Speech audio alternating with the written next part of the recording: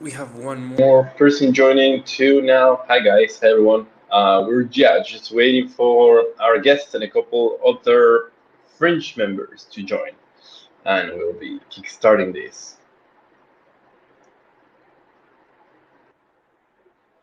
I'm hoping my microphone is not too bad. People always complain about that one, but Twitter still has not enabled me to talk on desktop with a microphone. So there's really no solution to that other than trying to speak loud and clear. And yeah, we're waiting for our guest to join. I'm shooting him and the guys at Fringe a message right now, and we should get started pretty soon.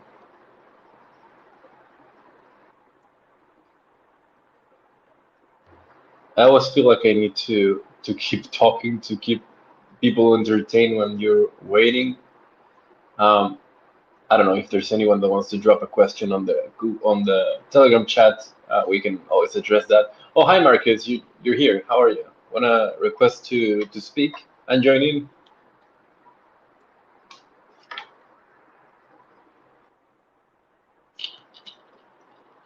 Okay, got your request. We'll approve it now. Yeah, you should be live now. Let's test your microphone. How are you?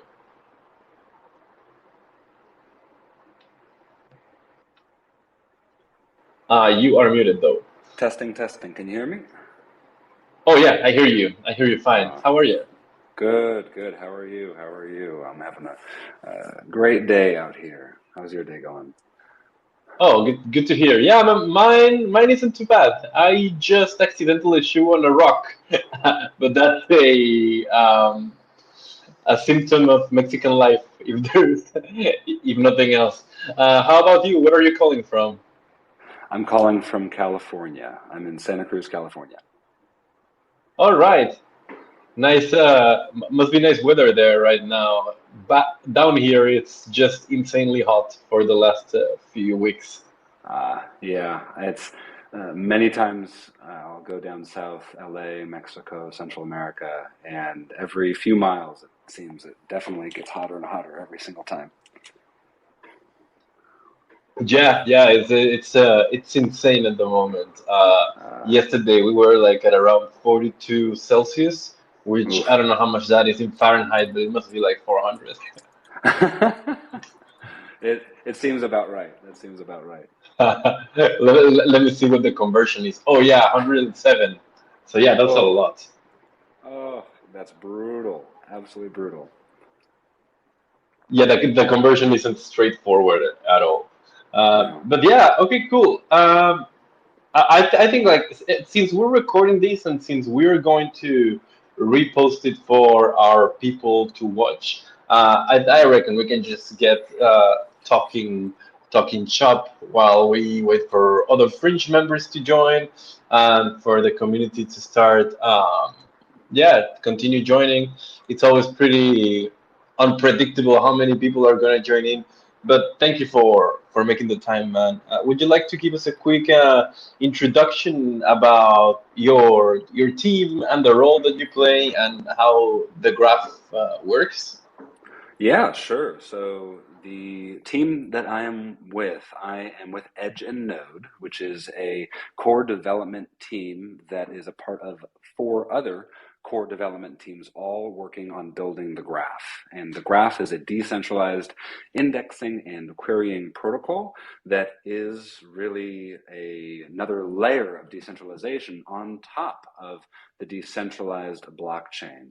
Essentially, you want to be able to write data to the blockchain. Totally, that's awesome. And then you have to be able to read that data. And reading that data potentially could be done in a centralized fashion. We do it in a decentralized fashion. All right, yeah. No, actually, the graph is a pretty interesting piece of. Well, you called it a layer. I had never heard it called a layer, but it makes a lot of sense, and it's a really a core piece of infrastructure for the current DeFi and blockchain ecosystem. And when I sent you, a list of topics that we could talk about in this call, one of them was decentralizing non-sexy things, which is like people tend to talk about, decentralizing uh, smart contract, the money layer, the application layer, but when really there's like so much more that needs to get decentralized before, well, ideally before, but obviously the the attention span and the builders often want to go on and do more fun things. Mhm. Can you speak a little bit about that, about like decentralizing non-sexy stuff? Yeah, and I'll counter that. I think this stuff is very sexy myself. I think infrastructure is very, very sexy in that it really allows for Web3 as a whole to really truly compete with Web2 models. Where if you have a Web2 model that is sexy and responsive, everyone loves a website that you can just hop into and just read data right away and don't even have to think about what you're doing. You just hop from one window to another, one tab to another, and you're getting your data piped to your face right away. And that's super, super sexy. That's very powerful. Now, with the blockchain as is, it has the ability to write very well. You could write, let's say, on Ethereum or ZK Sync, or you could write on Polygon, or really writing, and that is the L2 scaling that's going on right now, making transactions cheaper, making all of this writing going on in a efficient and more affordable way. And then we're forgetting how difficult that information can be to read. How do you gather? How do you organize? How do you actually get that data in a responsive way? And that really does create an incredibly sexy user experience where the user doesn't even have to realize they're interacting with blockchain data. If they're reading from the blockchain, it should be rapid, it should be responsive. And that's really what the graph is focusing on, and having it be very rapid, very responsive, and on par with any type of user interface out there. Yeah, I think um, I think that's definitely not the stuff we tend to think about when we think about the blockchain or smart contract ecosystem, and that makes it all the more important. I don't know if you mentioned this in the beginning, but how long have you been working on the graph for? Yeah, so I guess I'll go into that a little bit more. I talked a lot about the graph. I have been in the graph ecosystem for about 2 years now. I work with a small startup called Soulbound Labs, where I was doing developer relations for that team. And after about a year and a half, I saw an opportunity open up at Edge and Node. And so about 3 months ago, I hopped on board with Edge and Node, and I've been doing dev relations with them and doing calls like this and helping out developers just have a better day as much as possible.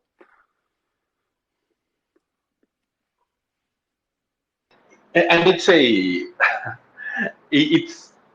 really cool, I mean, it's a really cool way to work when you're just making contributions to something that aims to be truly decentralized. I have a couple experiences collaborating with DAOs and so on, and it's always something else. I'm always more on a non-technical side, Mm. more related to marketing, governance, and so on.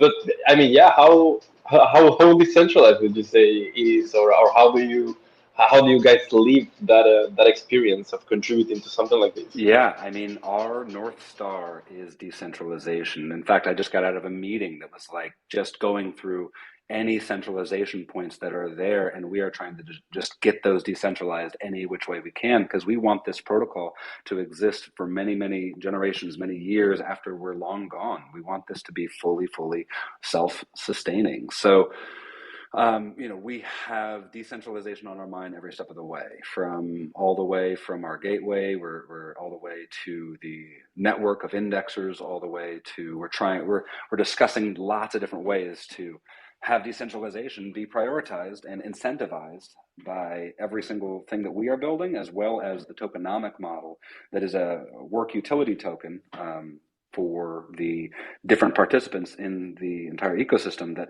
really make sure incentives are aligned and make sure that the token can be used as a incentive marker to really not just talk about decentralization, but actually back it up and have it be the core part of our utility of being an indexing and querying protocol for the blockchain.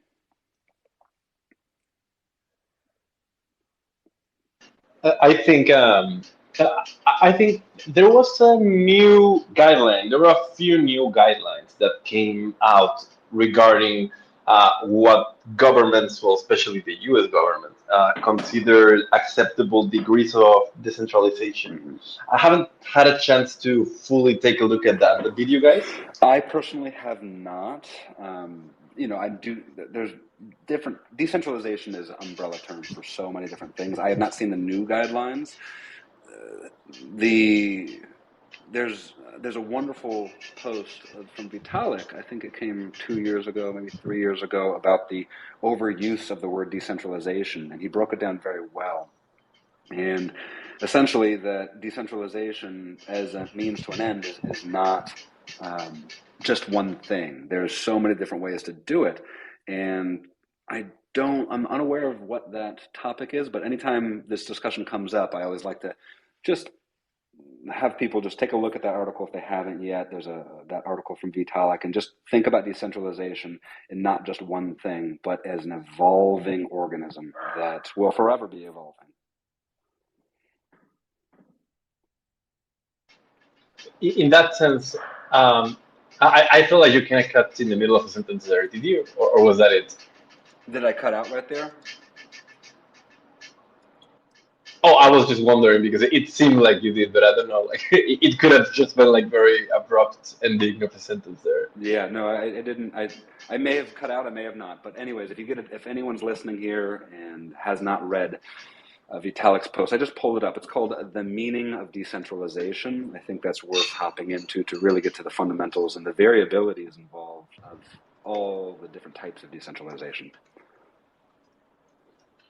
Yeah, I agree with you that like decentralization is more of an umbrella term a lot of times, um, and actually it's pretty. I mean, right now, since we're getting into this whole legal battle with the SEC and securities rules and so on, it seems like it matters what your government perceives you as, whether it's fully decentralized, fully centralized, or somewhere in between, and that can have pretty big consequences for the industry as a whole, as well as just for folks running their own projects. I would I would say that at least for me, the latest list that they put out, it seemed pretty random, and someone made a comparison that they just grabbed like the most popular assets on Coinbase and ran with that. Um, and so yeah, I guess these guidelines matter. I also haven't taken a look at that, but since you mentioned that you guys were addressing existing centralization points, that you could be using something like that as a guideline or as a starting point. I'm curious, what are you addressing right now in terms of progressively continuing to decentralize? Great questions. So right now, let's go back to a little bit of history of the graph. When the graph's white paper came out, it was always the goal of the graph to be a decentralized indexing and querying protocol from day one. However, the graph knew as it was being built that it could not start decentralized. You have to start in a centralized fashion with the intent over time to have the tooling be built and then decentralized as more people become educated about the tooling, more people become educated about being participants in the ecosystem. And so right now, we're in the process of migrating away from our hosted service, which we call our centralized service that we use to bootstrap the graph and get it off the ground. And the indexing that's going on the host service is through a technology called Graph Node, and that is our node that is our indexing that's going on all over the world now on the decentralized network that is also shared by the hosted service. So in a way, we've found a way to make the hosted service very successful as it is, as a service. And then now, as we're migrating away to the decentralized network, that's been the biggest push thus far. And there's many small pushes alongside that where, of course, every single part of code that has been going through the hosted service has to also be decentralized. So this has been an ongoing process for years now that started with the white paper and has now come to fruition where we have many different networks on the decentralized network itself. So many different chains are available on the decentralized network, and many of the chains that are hosted on the hosted service are migrating to the decentralized network. And if you want to check those out, you can go to thegraph.com and see what's available on the decentralized network as well as the hosted service. And that migration is occurring right now, and every single day. That's our real purpose. I'm I'm just curious because I don't know, of course, I don't know absolutely every detail, but sustaining an effort like this, I would assume it's where a lot of centralization might take place, right? Because at the bottom line, you have to get people paid, you have to organize teams, and there's a degree of centralization that is inevitable when it comes to something like this. So how do you plan on further decentralizing coordination of efforts? Yeah, so that is the North Star goal of our entire protocol is how do we organize this? No one has done this before. No one on the history of mankind has decentralized indexing and querying in this large of a fashion. So we are really trying to do something that is really exciting for a lot of ways, but also we are trying new things all the time and to figure out a way to incentivize ourselves as we are building this. Of course, right now there is centralization going on by just the different companies and different teams and different groups trying to build this. But we are always talking about creating a absolute protocol that is we are able to step away from and have that be self-sustaining, and that's not going to stop. I mean, the whole goal is for us to be able to walk away from this, and might be 10 years, 20 years, 2 years, where our time frame right now is just wherever the marketplace is able to go to, because some people are using the hosted service still and need to get comfortable with migrating over, and we're trying to be very accommodating to people who need to understand the different levels and details of the migration. But once we're over to that network, then we could really get to the task of seeing, well, where can this be incentivized out in the different participants of the network, and different participants being the indexers, curators, delegators, and subgraph developers. We have 4 different main participants, and incentivization on their part really, once again, comes back down to the GRT and making sure that this work utility token incentivizes people appropriately. So that's really the entire push for the foreseeable future. Someone's asking me here through Telegram. I reckon they didn't want to drop the question directly on our chat, but that's a good question. I mean, to meet people, are there different understanding levels? Someone's asking what do you mean by indexing. Would you mind just quickly going over that? Yeah, indexing. Li5? Sure. So indexing is the ability of a person with a high-powered computer and really deep understanding of architecture of the blockchain and organizing the data of the blockchain. And they are responsible for organizing this because really, if you were to look at blockchain data as is on the blockchain, it is a mess because there's really no organization. It's whoever's at the right time, at the right second, gets to write at that moment, and then it's on the blockchain, and then it moves on to the next block, and really there's no say of how it gets in there. The indexer's job is to organize it. And once you organize it, you can actually get that data faster to your users. And if you are able to then have a good quality indexer who's able to index that data in a centralized fashion, well, that's great. You have your indexing. We're doing it in a decentralized fashion where we have nearly 500 indexers around the world that are running the graph node technology that allows them to index the blockchain data and connect it to the graph network. And that is what indexers do. And hopefully that explained it well enough. Yeah, no, that's a good explanation. I guess like an obvious follow up would be what kind of use cases are there for this? My gosh, I mean, you guys are in DeFi and Fringe, and that is a big one for us, where we're seeing a lot of use cases for DeFi. We're seeing 1-inch Uniswap. We're seeing some of the bigger, more transactions per second. I think I looked 1.3 billion queries done just yesterday, and sometimes gets up to 2 billion in a single day. So, I mean, there are DeFi uses like crazy, and we're seeing NFT, just being able to read blockchain data. Anytime you want to read blockchain data at scale rapidly, the graph is a great choice. And even smaller projects, it's actually a very good choice too, because if you're a smaller project and you want to have more responsive type of environment for your dApp, you really should consider having an indexer get that data for you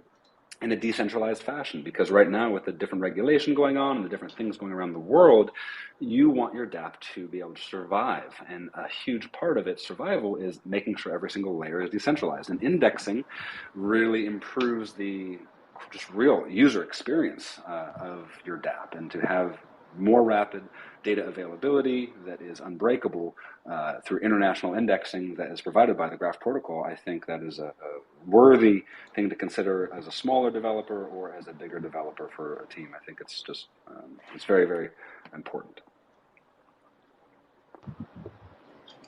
Yeah, yeah, totally.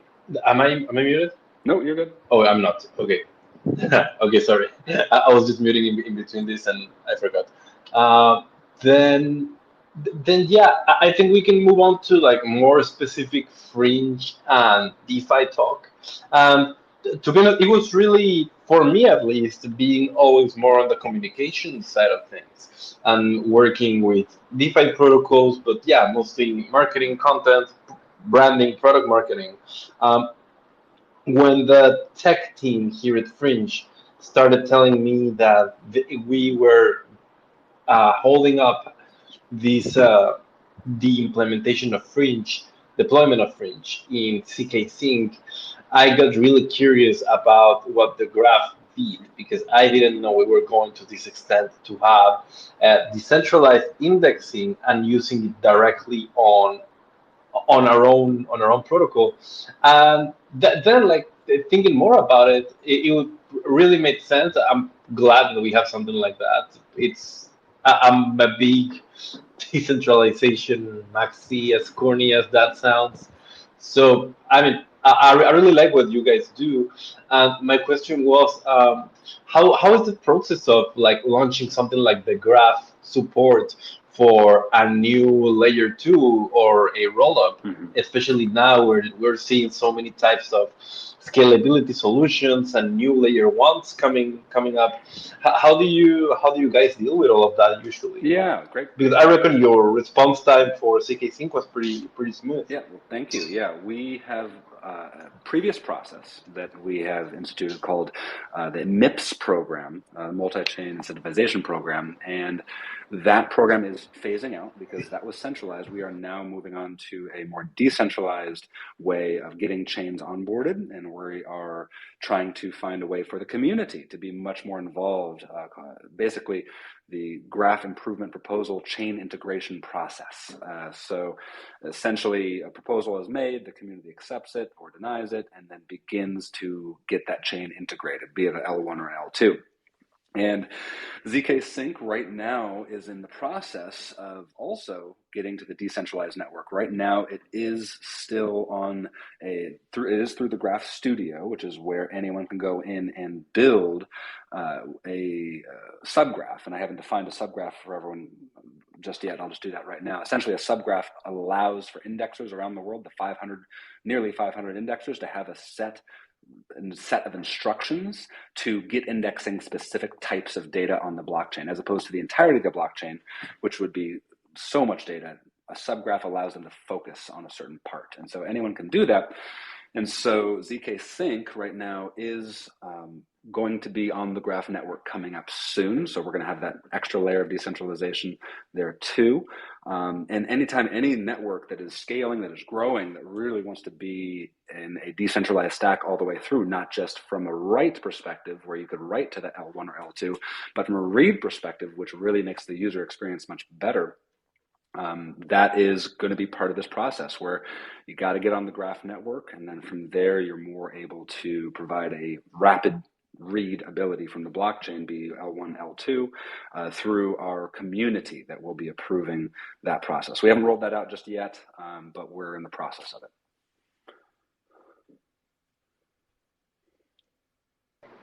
I don't know if you remember this, but I think, well, I mean, you probably remember this, but I just don't know how much you think about this. Back in the earlier days, I'm talking 2014, 2013, around that time, it was pretty easy to have like a good grasp on everything going on in crypto at the time. Like right now, I find it's just incredibly hard if you want to even keep up with the important stuff. It's just crazy to have like a mind for the infrastructure part, what's happening in DeFi, what's happening in the application layers, what's happening now at NFTs, gaming. There's so much moving so fast that it's just impossible to contain all of that in one head. So, I mean, for me in particular, being more in the DeFi ecosystem, I tend to pay attention to that mostly. But on your end, on the more infrastructure level, what are the things that you see right now that you care the most about, or what are the advances that you're seeing that make you guys excited or that you guys want to jump on? Great question. The things that excite me the very most are when I see dApps being built that are aiming really to be indistinguishable from Web 2 type of experiences where you don't even know you're interacting with the blockchain, but you're interacting with the blockchain. And that is really exciting. I think account abstraction really helps that, where just moving away from the word wallet and actually getting into just doing what you got to do with just the mouse and the keyboard for all the normies out there, I think is such a huge thing. So we've been building towards that vision for many years, and I'm starting to see it. I go to these hackathons and I'm seeing account abstraction being built much more into these dApps, and I'm seeing account abstraction being put into different locations that Ethereum Global website has that built in, has a lot of different places where I'm seeing account abstraction occurring more, and that's very exciting to me. With the graph itself, our job is to make sure that when a user is trying to gather any type of data, be it from DeFi or NFT or really anywhere, if it touches the blockchain and that chain is involved in the graph, we want that data to be as accurate and as rapid as possible in a decentralized, unbreakable way. And so that kind of user experience, when I start to see more of those out there where you don't even have to really understand all of these fundamentals that we've been building with for, you know, 10 years, just really all the nitty gritty details in there that are just honestly overwhelming. I mean, I'm in this, this is my full-time job, and I relate to you where I cannot keep up. There's just so much going on. So I really like this push where people are talking about user experience, really like this push where people are talking about just how can we not just make things just faster in terms of just the availability and the writing of the data, which is what we're working on, but also the user experience as a whole and have it be just seamless. That just makes me very excited. Furthermore, I just think what you said about like Web 2 experiences and moving closer to something that doesn't look like it's a Web 3 app as we know them right now. It makes a lot of sense, and it just makes me wonder whether we have a lot of vices that we inherited due to our previous constraints.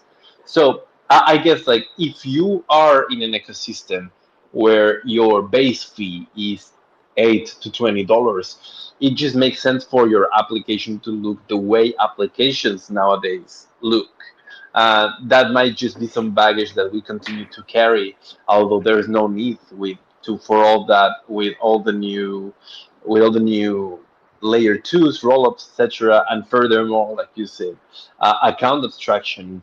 It's almost like we're just witnessing the birth of a new generation that has to to kind of watch the old generation die in some way or see it fade away, uh, as to start producing real applications and use cases, which is what I would say like one of the most valid criticism of crypto right now, that we just have not produced many very good use cases that have been widely adopted, and hardly anyone can contest that. Right, and this is, I think, I've had this conversation many, many times.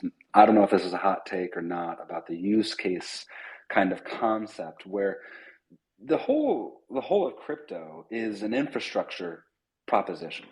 The whole of crypto is an infrastructure proposition in that we're building infrastructure that is away from centralized forms. However, the expression of that infrastructure is very much going to be looking somewhat similar to these centralized options out there, such as, you have social type of, we have Twitter, which we're using right now. And I would love for there to be a decentralized Twitter. And guess what? There's a few different things like Mastodon out there that are heading in that direction. And I would love for that to be the use case, if you will. And I see the use cases out there are going to simply be just competitors, direct competitors to Web 2 options. And as a value add, you're going to have a decentralized model below the entirety of that application, similar to Reddit that's going on right now, or that API. I think they wanted $20 million per year or something like that for anyone who wants to use their API. And that is, once again, if you're a Web 2 company, that's just natural. It's not really Reddit's fault, if you will, where it's just like, if you get big enough, you're eventually going to be making those Web 2 decisions. And it's not unique just to Reddit. So the way I see it is there's going to be many different use cases when the infra that is being built right now that will directly compete with the availability of all of these different Web 2 projects that are just blazingly fast, just due to the 30 years plus of, 50 years plus of development. Web 2 has really been probably even more than that, my gosh, that has been pushing towards. So the use cases are there in Web3. I think the big shift right now is that the experience is just not as good. And then once the experience is as good and is as fast, you're just going to have social or finance, or it's just going to be called social. It's just going to be called finance, and it's going to happen to be decentralized. That's just my take on it.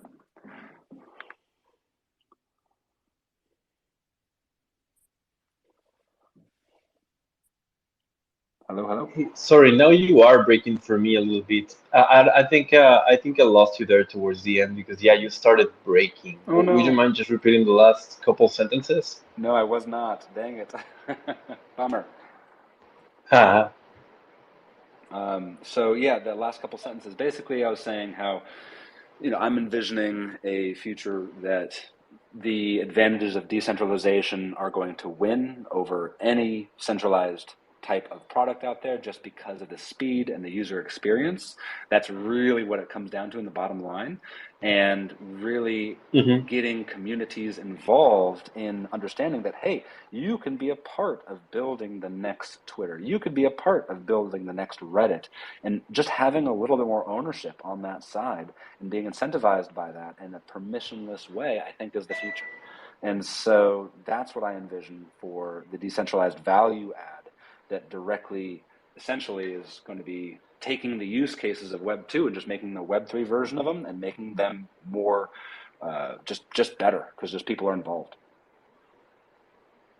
Vitalik also had a very good, nice post about um, those 2 points of view, like whether we should be aiming to construct Web 2, but with decentralized infrastructure, and just replicate the services that we currently have, and rebuilding in a more fair and permissionless manner, where they're owned by their stakeholders, or probably a second choice or a second direction could be to build something completely new, take advantage of what makes Web3 unique. I personally think we're going to see a mix of both, likely, especially when there are factors that break the existing platforms. Like you mentioned, what's going on with Reddit right now, and that's a great case for how a decentralized entity could do a lot better in the place where Reddit is currently seemingly failing its users or the people in its ecosystem. I think I'm really interested about seeing what happens with that, but I would also agree with you when you said earlier that crypto primarily should be something that we consider infrastructure rather than just its ecosystem of applications. Hmm. Um, I don't know how if I had to think about like what I consider would be good applications to lead this change into more specifically crypto, something that you couldn't do in Web 3 in Web 2 and that you can do in Web 3. I'm kind of leaning towards zero knowledge stuff, decentralized identity, decentralized voting, um, revenue splitting. In Fringe, that's something we've been thinking about for a long time because we always our vision is always for the platform fees to be distributed among token stakers, and that's something that you obviously do not have in the centralized in the centralized world.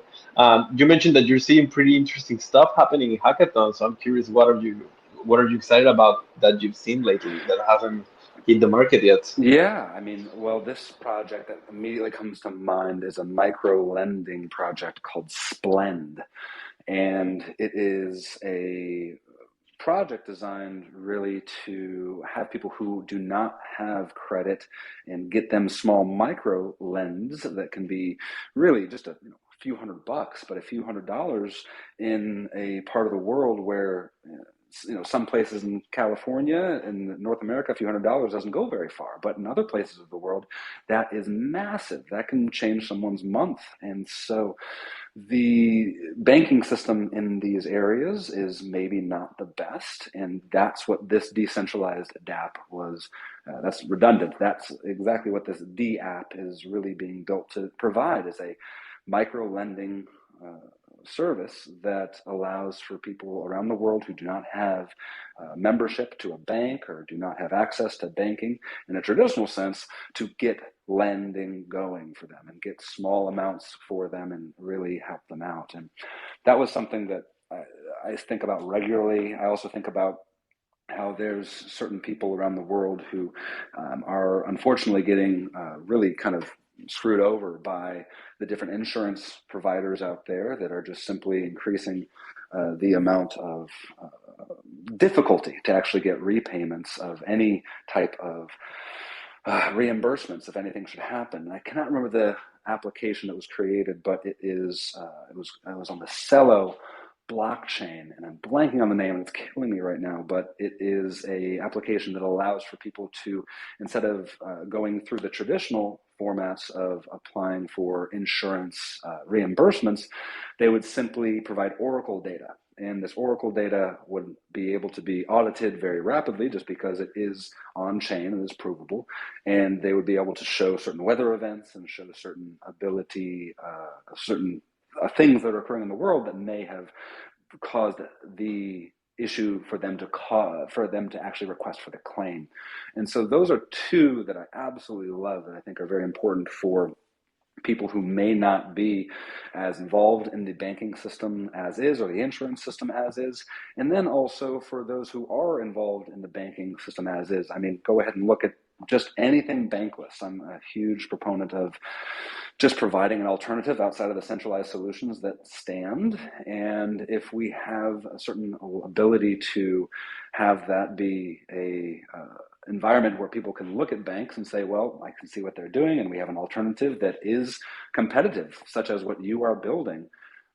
that is, I think, something that really needs to be highlighted regularly. That's saying, hey, the feature set that you are able to provide is just going to be competitive, very much so, to any type of centralized institution out there. I think that's really powerful stuff. Yeah, I agree. I agree with use cases for. I mean, that's just how it's coming out of my mouth. Probably there's a better expression for that for third world, for further the bankless proposition. That's what you got me thinking about. The bankless proposition is what this whole industry was supposed to be predicated on top of, and suddenly there have been well, there's obviously been many directions people want to go. In particular, you see things like maximalism or uh, just stupid fights we get into in crypto, where people just like seem to not get the main point and seem to be more in it for greed and accumulation rather than use cases. And yeah, to conclude to conclude this little talk, I wanted to ask you precisely in that line if you guys are planning on doing anything in the ordinal ecosystem, and how are you envisioning that? Because obviously, if there is something good to be said about Bitcoin, is that it has been an undisputable bastion of decentralization and permissionlessness. So it would just feel natural for the graph to do something there. But I don't know where you stand in regard to ordinals. Well, anything Bitcoin, I'm a fan of. So that's all I'll say right now. I know that we have so many different projects that we are cooking right now, and we're excited about that potential possibility. But that would be something that I don't really want to say too much on, because that's not really our focus right now. But we absolutely would love to do that someday. All right. Well, man, I gotta say this has been a great conversation. It went by really fast.